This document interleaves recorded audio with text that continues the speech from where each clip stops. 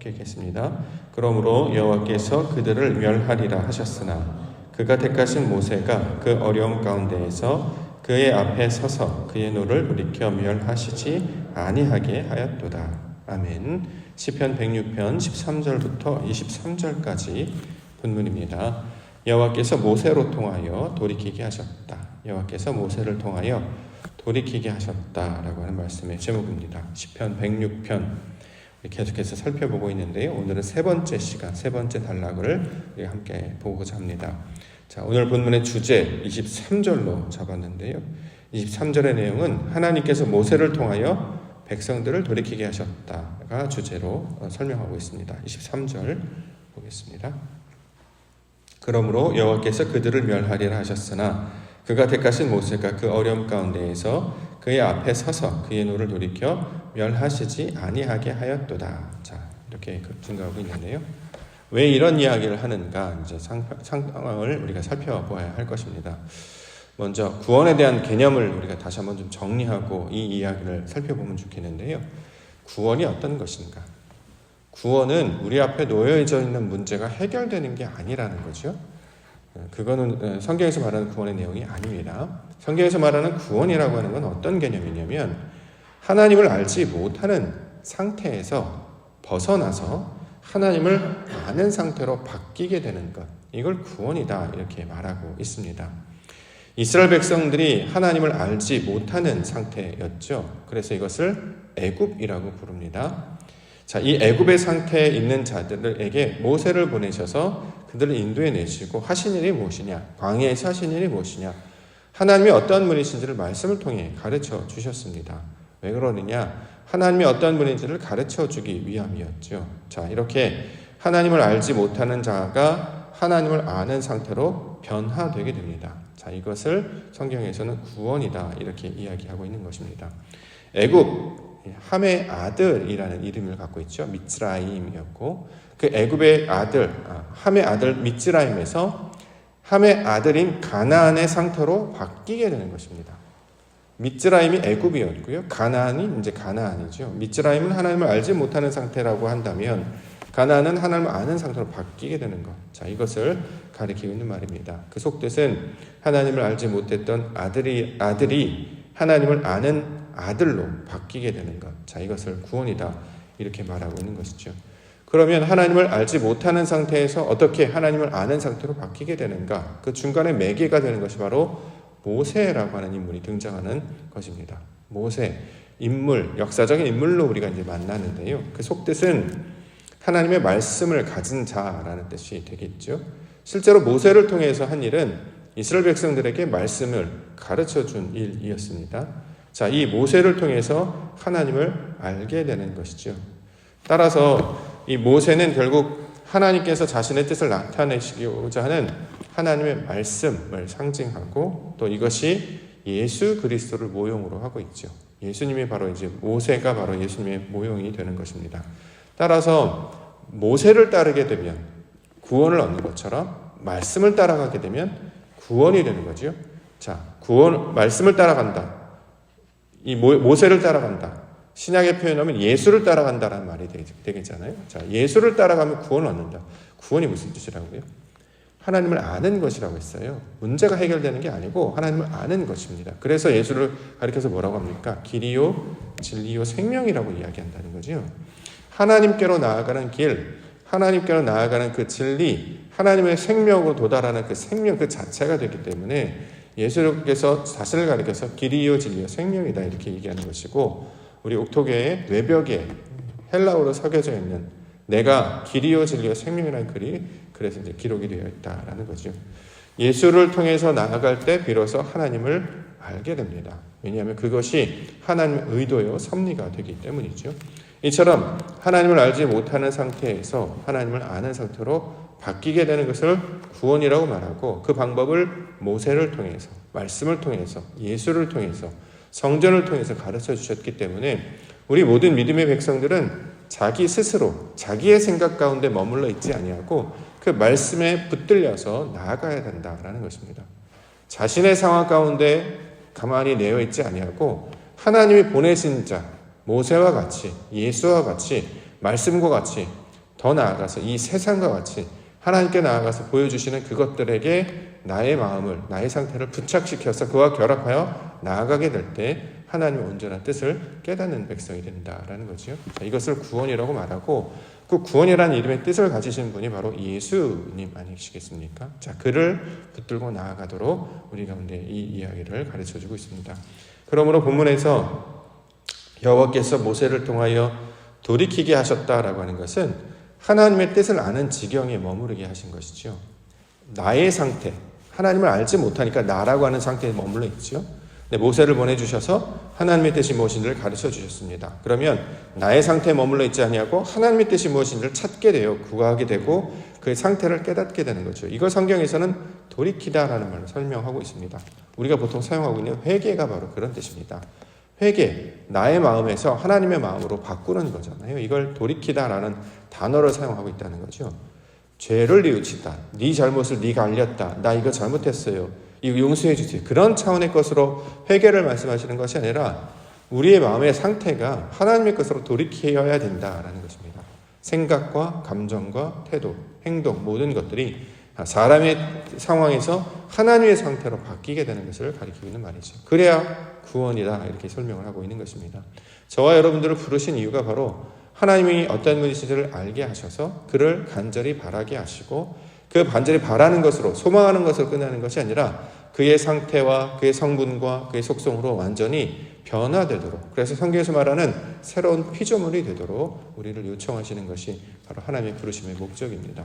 자, 그러므로 우리가 말씀을 들을 때마다, 예배를 할 때마다 항상 점검해야 되는 것은 우리가 놀랍게도 하루가 지나면 또 잊어버리고 한다는 거죠. 자, 이렇게 나의 상태를 다시 한번 말씀을 통해서 확인하고 다시 하나님의 말씀을 붙잡고 아버지의 뜻을 따르게 하여 주시옵소서. 이렇게 기도 가운데 나아갈 때 하나님께서 원하시는 온전한 하나님의 백성으로 변화되게 될 줄 믿습니다.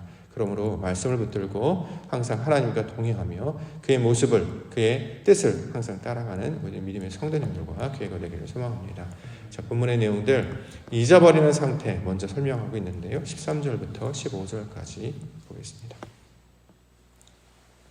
그러나 그들은 그가 행하신 일을 곧 잊어버리며 그의 가르침을 기다리지 아니하고 광야에서 욕심을 크게 내며 사막에서 하나님을 시험하였도다. 그러므로 여호와께서는 그들이 요구한 것을 그들에게 주셨을지라도 그들의 영혼은 쇠약하게 하셨도다. 자, 그들은 그가 행하신 일을 잊어버렸다. 가르침을 기다리지 않았다. 여기서 그가 행하신 일이 어떤 것일까요?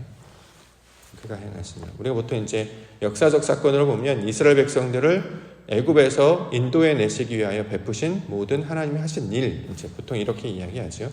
자, 이것은 출애굽에 나타나는 그 사건만을 가리키는 말뿐만이 아니라 원래 창세기 1장 1절에 나오는, 창세기 1장에 나오는 하나님의 날, 여호와의 날에 역사하신 그 6가지 날, 6일째, 6일이라는 날을 통해서 행하신 모든 일들을 가리키고 있는 말입니다. 6째 날, 그러니까 7째 날, 7날을 통해서 말씀하시는 것이나 출애굽기에 나타난 10가지 재앙으로 말씀하시는 것이나 다 똑같은 의미입니다. 무슨 뜻이냐? 하나님이 어떠한 분이신지를 보여주고 알려주는 내용이다라는 거죠. 그걸 7째 날로 통해서 설명을 하든 출애굽기에 10가지 재앙이라고 하는 그 10가지 기적사건을 통해서 말씀하시기 하든 다 하나님의 뜻이 무엇인지를 가리키는 말씀으로 우리 가운데 가르쳐준다는 거죠. 자, 그래서 그 말씀과 똑같이 우리 안에 하나님이 형상을 닮은 자로 만드실 것입니다. 우리 안에 애굽의 상태에서 벗어나서 하나님의 구원의 날로 인도해 내실 것입니다. 자, 이것이 바로 하나님께서 말씀하시는 의도가 된다라는 거죠. 그런데 이것을 잊어버렸다라는 거예요. 잊어버렸다라고 하는 게 무슨 뜻이냐면 의도를 알지 못하는 것을 가리키고 있는 말입니다. 하나님께서 어떤 일을 행하셨어요. 우리에게 보여주셨어요. 그럼 분명한 그냥 일을 하신 것이 아니라 항상 의도가 담겨져 있다는 것이고 그 섭리와 경륜이 있다는 것입니다. 그러면 사람들은 그 뜻이 무엇인지, 섭리가 무엇인지, 경륜이 무엇인지, 의도가 무엇인지를 살펴야 될 텐데 사람들은 그 하나님의 뜻을 살피지 못하고 그냥 보여지는 현상 가운데 머물러 있어서 하나님의 의도가 무엇인지를 알지 못하게 됩니다. 이거를 성경에서는 잊어버렸다 또는 가르침을 알지 못했다라는 말로 설명하고 있는 것이죠. 15절 말씀에서는 요구한 것을 주셨을지라도 영혼은 쇠약하게 하셨다 이렇게 얘기합니다. 영혼이 쇠약하게 됐대요. 이게 어떤 의미냐?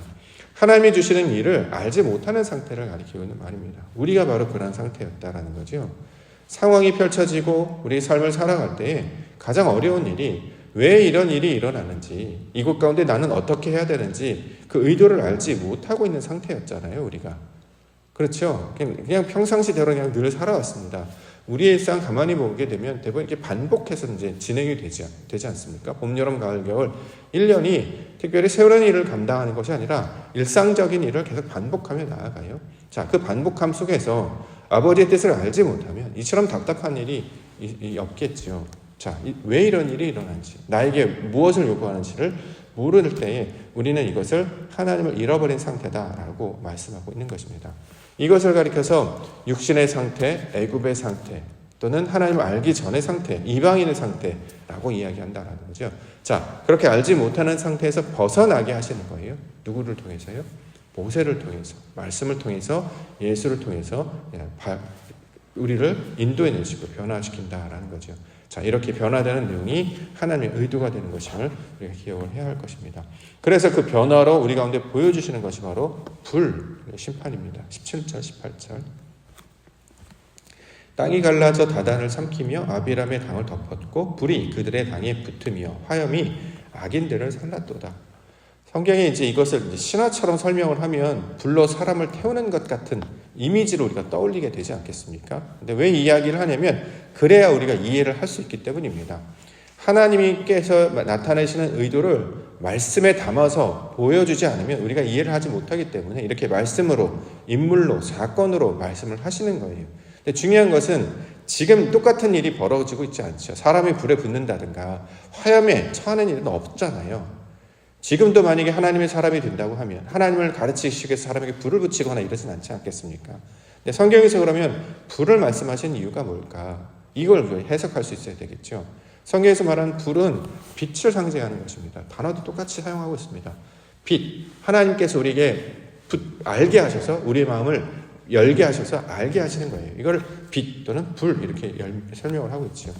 실제로 엠마오로 가는 제자들에게 부활하신 예수님께서 나타나셔서 말씀을 가르치실 때에 그들의 마음이 불붙는 것 같다라는 말을 한다는 거죠. 여기서 말하는 말은 불이 안에 있다는 말이 아니잖아요. 우리 생각하는 그 불을 말하는 게 아니라 빛이 임하게 되므로 하나님의 말씀의 뜻이 무엇인지를 알게 되었다는 거예요. 우리 심령에 하나님의 진리의 빛을 비추시니까 이게 바로 말씀에서 가르치는 뜻이 이거라 이 뜻이었구나라고 깨닫는 것을 가리키는 것을 불의 심판이다 이렇게 이야기한다는 것이죠.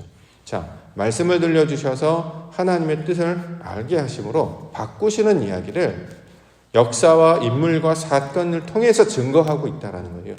우리가 대부분 성경을 이해하거나 읽을 때 대부분 역사적 사실에 갇혀 있는데 우리의 하나님의 말씀은 진리이기 때문에 역사를 초월해야 되잖아요. 인물을 초월해야 되고 사건을 초월해야 됩니다. 초월한다는 것은 그 안에 담겨져 있는 의도를 이해한다는 것이 되기 때문에 오늘 본문의 말씀도 하나님께서 이렇게 하나님을 잊어버린 상태, 알지 못하는 상태에 빛을 비춰주셔서 원래 내가 가지고 있는 육신의 상태 그것들을 다 내려놓게 하셔서 하나님의 뜻을 알게 하는 것으로 가리키고 있습니다.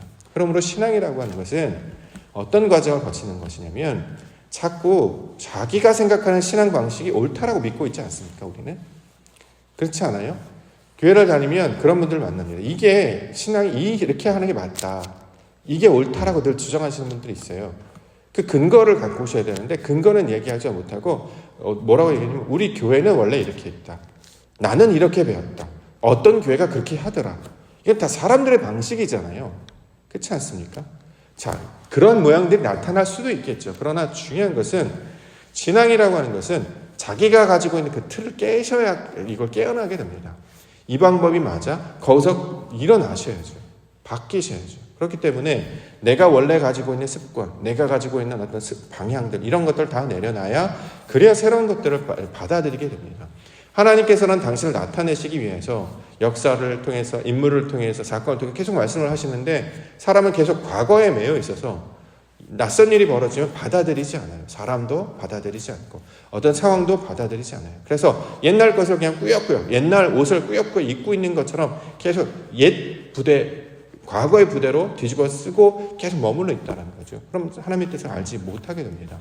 그래서 벗어버리는 작업. 그래서 내가 세운 나의 성전이 무너지고 하나님이 세우신 말씀의 성전으로 세워지는 것을 가리키고 있는 말입니다. 그래서 이전에는 내 뜻대로 했다면 하나님께서 만드신 세상의 방법에 사람은 어떻게 하느냐? 하나님의 뜻대로 없어서. 하나님의 뜻대로 한다는 건 자신의 의견이 아니라 벌어지는 상황에 나를 맞춰가는 것입니다.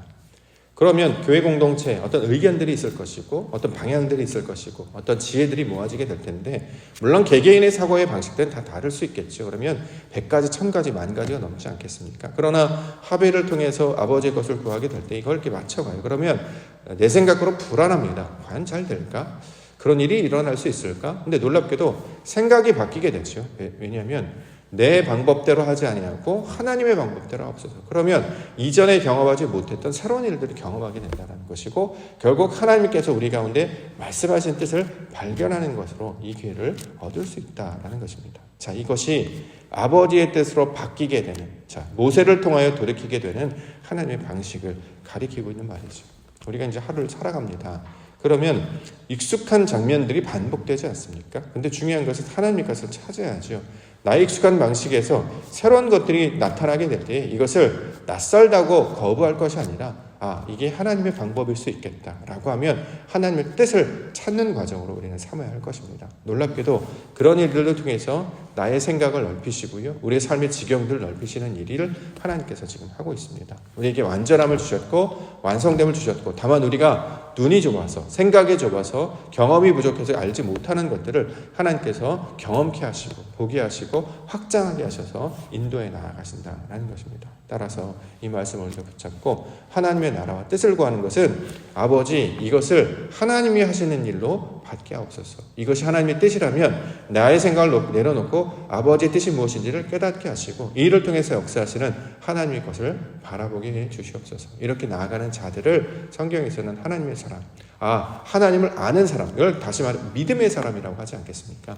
믿음은 가보지 않았잖아요. 믿음은 하나님이 주신 약속의 말씀으로 나아가는 건 아니겠습니까? 내 방식이 아니라 하나님의 방식으로 나아간다는 것이죠. 자, 이처럼 우리 가운데 말씀의 역사를 통해서 하나님의 뜻을 따를 것을 요청하셨습니다. 오늘도 하나님이 주신 말씀을 통해 내 뜻대로 하지 아니하고 내 방식대로 하지 아니하고 아버지의 뜻에 나를 맞추기를 원합니다. 나를 인도하셔서 하나님의 영광을 발견하는 믿음의 하루가 되게 하여 주시옵소서. 이렇게 간절히 기도 가운데 나아갈 때 하나님의 영광을 보는 증인으로 살게 하실 줄 믿습니다. 이것들을 기대하며 말씀과 동행하며 나아가시는 거룩한 주의 백성이 되시기를 주의 이름으로 간절히 축원합니다. 기도하겠습니다.